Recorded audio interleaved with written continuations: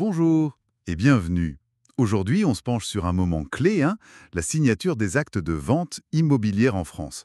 Ça peut paraître un peu complexe parfois. Oui, bonjour.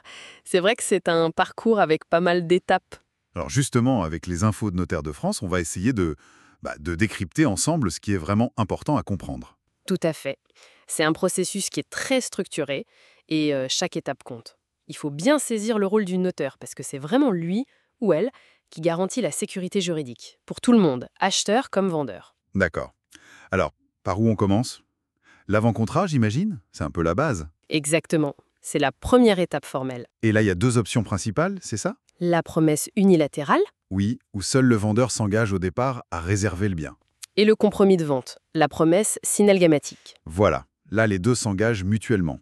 C'est plus engageant d'emblée, on peut dire. Et qu'est-ce qu'on trouve dedans, typiquement dans cet avant-contrat? Alors, on y trouve bien sûr l'identification des parties, la description très précise du bien, le prix, évidemment, et aussi, très important, les conditions suspensives. Ah oui, comme l'obtention du prêt. Par exemple, oui, c'est la plus courante. Et puis une date butoir pour la signature de l'acte final. J'imagine qu'il faut être hyper vigilant à ce stade. Plein de détails, de documents. Ah que oui. C'est crucial. Il y a une liste longue comme le bras de documents à annexer, les diagnostics techniques, les documents de la copro, les éventuelles servitudes. Oublier un truc peut coûter cher, hein. Ah ben oui, ça peut avoir des conséquences après coup. Découvrir une servitude cachée, par exemple. C'est pour ça que, franchement, avoir le notaire dès cette étape pour rédiger ou au moins vérifier. C'est plus sûr. Beaucoup plus sûr, oui, il anticipe les problèmes potentiels. Bon, l'avant-contrat est signé et là, l'acheteur a une sorte de joker, le fameux délai de rétractation, 10 jours, c'est ça? C'est exactement ça, 10 jours. Ça commence le lendemain où on reçoit l'avant-contrat notifié en bonne et due forme. Et on peut juste dire non merci, sans se justifier. Absolument. Pour l'acquéreur non professionnel, c'est un droit. Aucune justification, aucune pénalité. C'est une vraie soupape de sécurité quand même, vu l'engagement financier. Mhm. Et il y a aussi un délai de réflexion si jamais il n'y a pas eu d'avant-contrat. Oui, c'est plus rare, mais ça existe. Même principe. 10 jours pour réfléchir avant de signer l'acte définitif directement. Revenons sur les deux types de promesses. Promesse unilatérale, compromis. Concrètement, pour l'acheteur qui attend par exemple sa réponse de prêt, ça change quoi? Alors, la grosse différence, c'est l'engagement. Le compromis, dès qu'il est signé et que le délai de rétractation est passé, les deux sont liés. Si les conditions comme le prêt se réalisent, la vente doit se faire. Ok, c'est assez ferme. Oui, alors qu'avec la promesse unilatérale, c'est surtout le vendeur qui est bloqué. Il ne peut pas vendre à quelqu'un d'autre pendant un certain temps. L'acheteur, lui, a une option. Il peut choisir. Voilà, il a un délai pour dire oui, j'achète, on dit qu'il lève l'option.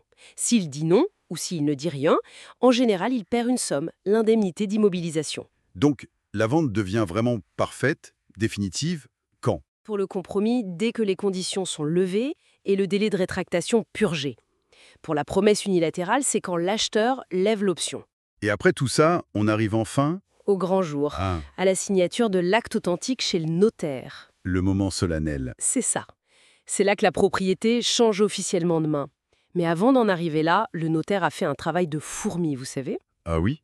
Quoi par exemple? Vérifier l'origine de propriété sur 30 ans, s'assurer qu'il n'y a pas d'hypothèque oubliée, vérifier les droits de préemption de la mairie ou autre, contrôler les règles d'urbanisme applicables, c'est énorme. D'accord. Ensuite, il lit l'acte, tout le monde signe, et après il le publie au service de la publicité foncière.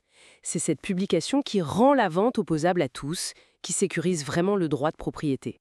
Ok, très clair. Mais, scénario moins sympa. Après l'avant-contrat, le délai de rétractation est passé, et là, patatras. L'acheteur ou le vendeur ne veut plus signer l'acte final. Qu'est-ce qui se passe? Ah, là ça se corse, effectivement. Si c'était un compromis de vente, Oui. la partie qui veut que la vente se fasse peut aller en justice. Elle peut demander au juge soit de forcer l'autre partie à signer, c'est l'exécution forcée, soit de constater l'annulation de la vente, mais avec des dommages et intérêts. Donc, on ne peut pas juste changer d'avis comme ça. Non, pas sans conséquence en tout cas. L'engagement est sérieux. Ça peut coûter bien plus que la compte versée. Et si c'était une promesse unilatérale? Alors si c'est l'acheteur qui ne lève pas l'option, perd son indemnité d'immobilisation, en général entre 5 et 10% du prix. Ok. S'il avait levé l'option et qu'il se rétracte après, le vendeur peut aussi demander l'exécution forcée ou des dommages et intérêts, souvent prévus par une clause pénale dans l'acte. Et si c'est le vendeur qui refuse de vendre alors que l'acheteur a levé l'option? Ah, ça, depuis une réforme de 2016, c'est plus clair. L'acheteur peut aussi demander l'exécution forcée en justice. Avant, c'était plus compliqué. Donc, dans tous les cas, se retirer après la période de réflexion, ça a des conséquences juridiques et financières bien réelles. Bon, si on résume rapidement, l'avant-contrat, c'est fondamental, bien le lire, bien choisir entre promesses et compromis. Le délai de 10 jours, c'est une vraie protection. Le notaire est là pour sécuriser tout le parcours. Et attention, un engagement, c'est un engagement. C'est une très bonne synthèse. Ça couvre les points essentiels. Parfait. Et ça amène peut-être une réflexion pour conclure. On voit que c'est quand même technique, avec des enjeux financiers énormes. Est-ce que le fait d'être bien informé soi-même, ça suffit pour être vraiment serein? Ou est-ce que finalement, cet accompagnement très personnalisé et expert du notaire, est-ce que ça reste pas la clé indispensable pour dormir sur ses deux oreilles? Une question de confiance et de sécurité au fond. Exactement. C'est un acte majeur dans une vie après tout.